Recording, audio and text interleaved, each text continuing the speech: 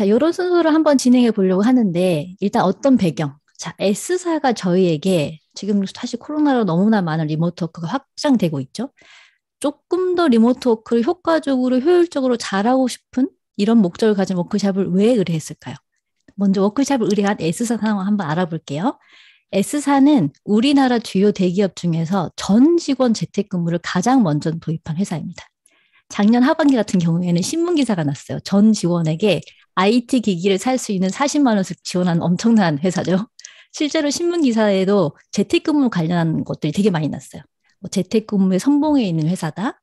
집 근처 사무실, 거점 오피스를 제공함으로 말미암아 정말 직원들이 편하게 work anywhere, 어디에서든 일할 수 있게 해주는 회사다.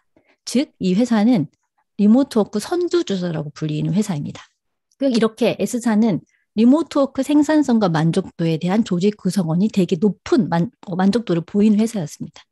즉, 리모트 워크의 선두주자인 회사, 높은 생산성과 만족도를 보이는 회사가 왜 이런 워크샵을 기획하게 됐을까요? 사실 이것도를 보면 같이 워크샵의 목적도 확인해 볼 수 있습니다. 뭔가 처음 움직이는 사람, 퍼스트 무버가 가지는 그런 것들이 있죠. 뭔가 보고 따라갈 수 있다기보다는 내가 직접 가장 먼저 하면서 만드는 거예요. 그래서 리모트 워크 웨이가 하다 보니 만들어지긴 했지만 뭔가 엄청 좋은 것들을 미리 연구하고 만든 건 아니니까, 미리 세팅하고 간 건 아니니까 한번 돌아보면 어떨까라는 HR팀의 니즈가 있었어요. 그리고 높은 생산성과 만족도를 보이고 있지만 팀별로 편차가 있다는 거예요. 그래서 지금 이제 1년 넘었으니까 지금 한번 멈춰 돌아보고 더 좋은 리모트 워크 방법을 찾아보자. 이것이 저희에게 의뢰한 워크숍의 목적이었습니다. 그리고 이 워크숍엔 전제 조건이 3가지가 있었어요. 필수적으로 모두가 참가한 워크숍은 아니다. 각 팀장님들이 저희 프로그램 소개를 보고 이 워크숍을 우리 팀이 하면 좋겠다라고 하는 자율 선택으로 신청하는 것이었고요. 그리고 워크숍의 대상이 팀 단위. 한 팀이 팀장님과 팀원들이 같이 들어와서 팀 단위로 하는 워크숍이었습니다. 그 시간은 3시간에서 3.5시간.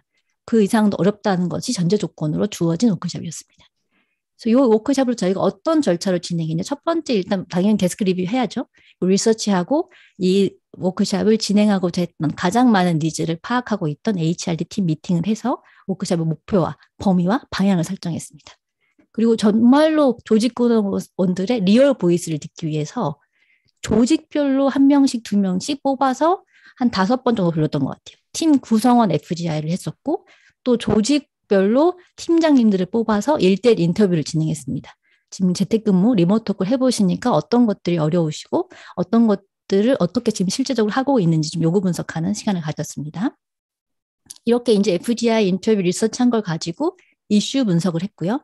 여기 이슈를 분석한 거 가지고 워크숍 컨텐츠를 도출했습니다. 그리고 인덱스 인터뷰를 통해서 베스트 프랙티스를 개발했죠. 이렇게 보면 여러분 제일 궁금하신 게 어떤 부분이세요? 당연히 이슈 아닌가요? 나도 리모트 하고 있는데 우리 회사도 S사는 어떤 이슈가 있었을까? 그래서 이슈를 잠깐 소개해 드릴게요. 이슈를 얘기하면 딱 제가 어제 정리하다 보니까 이 3가지 영어 키워드로 정리할 수 있을 것 같아요. 일단 보면은 툴, 룰, 컬처 이 3가지인 것 같아요. 그러니까 S사 같은 경우에는 거의 회사가 지정해주는 툴을 쓰는 부서가 대부분이고, 그러니까 AI 쪽이나 프로그램 쪽만 이제 자신이 원하는 툴을 쓰는 거였어요. 그래서 회사가 지정한 툴을 써야 한다면 조금 더 잘 쓰고 싶다. 일단은 주어졌기 때문에 뭐 쓸 수 있는 것만 쓰고 있지만 이걸 좀 더 잘 쓸 수는 없을까? 이 툴을 더 잘 쓰고 싶다는 니즈가 있었고요. 2번째는 뭔가 갑자기 재택근무를 전원 다 하다 보니까 어쩌다 보니 정해진 룰. 사실 이거는 워크웨이에 가까워요. 일하는 방식이 생겼어요. 리모트 워크 방식이. 하지만 이거를 우리가 합의한 건 아니에요. 명문화한 것도 아니에요. 그래서 어떤 문제가 가장 크게 있었냐. 신입 직원이나 부서를 이동한 직원은 거의 눈치를 보면서 이쪽에서는 이런 식으로 일하는구나 파악하면서 일을 하는 문제가 있는 거예요. 그리고 하다 보니까 그냥 일단 하긴 했지만 이건 좀 비효율적인 방법인 것 같아. 비효율적인 웨이 같아. 이런 룰들은 좀 제거하면 어때? 더 좋은 방법 없을까? 이런 고민이 있으셨어요. 그리고 컬처는 사실은 신뢰와 공유 문화? 내 눈에 보이지 않아도 나의 조직원이 열심히 일하고 있다고 믿어주는 리더?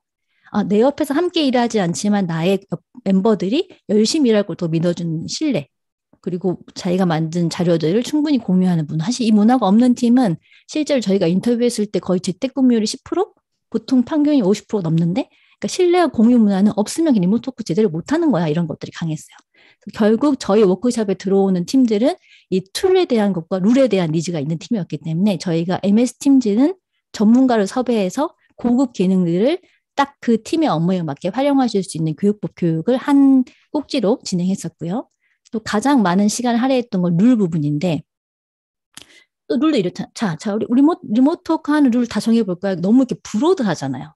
가장 룰을 조금 짧은 시간에 효과적으로 정하기 위해서는 카테고리를 주면 좋겠다고 생각했어요. 그래서 그거를 리서치하다 보니까 주로 고민하시는 분이 의사소통, 실시간 의사소통, 비실시간 의사소통, 대면, 비대면 의사소통 부분, 정보 문서 관리 부분, 일정 진척 관리 부분.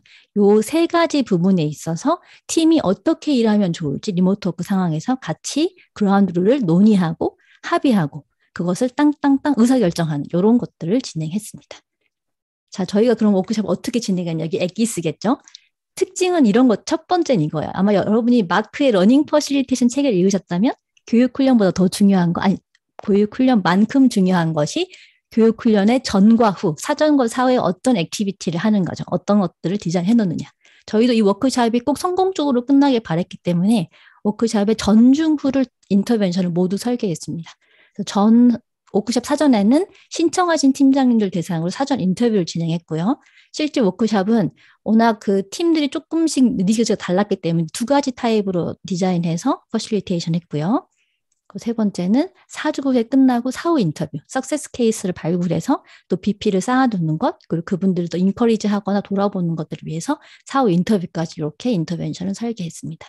그래서 사전 인터뷰에 가장 중요한 거는 물론 팀의 상황을 파악하는 거겠죠.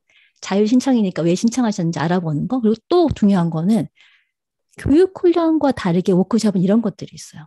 논의를 활발하게 하게 할 동기가 필요해요. 참여자들 되게 열심히 논의했지만 어차피 논의하고 끝날 거야. 그럼 논의 열심히 안 하겠죠. 그래서 저희가 팀장님들한테 사전에 만나서 저희가 워크숍에서 결정한 내용은 팀장님께서 반드시 이거는 우리 팀이 정한 리모트 워크 웨이 룰입니다. 의사결정했습니다. 요거를 반드시 지키겠습니다라고 선언해 주실 걸 요청 드렸고요.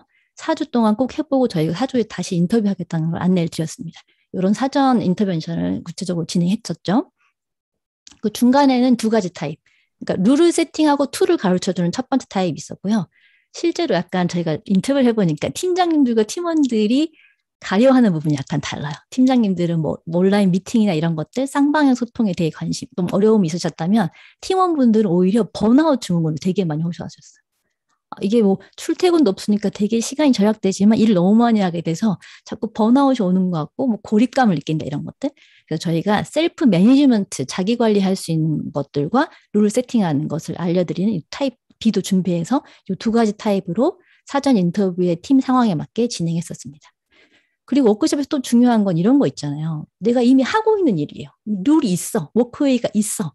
근데 이것들을 비판적으로 돌아보게 하고 새로운 룰을 떠올리게 하려면 우리가 뭔가 인풋을 좀 드려야 되겠다. 그냥 논의하세요. 이렇게 하면 한정되잖아요. 그래서 저희가 리서치한 리모트 워크 스킬, 팁을 특강하는 세션을 아까 알려드렸던 그 의사소통, 정보관리 이렇게 컴포넌트별로 특강을 진행해 약간 세션을 넣었고 그리고 이런 거 있잖아요. 또 저희가 열심히 팁을 설명드렸는데 그건 외국 얘기지. 다른 회사 얘기지 이럴 수도 있잖아요. 그래서 저희가 사내에서 가장 잘하는 팀을 인덱스 인터뷰를 통해서 BP를 뽑았어요. 그래서 베스트 프랙티스 사례집을 별도로 만들고 또 워크숍 안에서도 또 짧게 요약해 설명드리는 시간을 가졌습니다. 인풋을 드렸고요.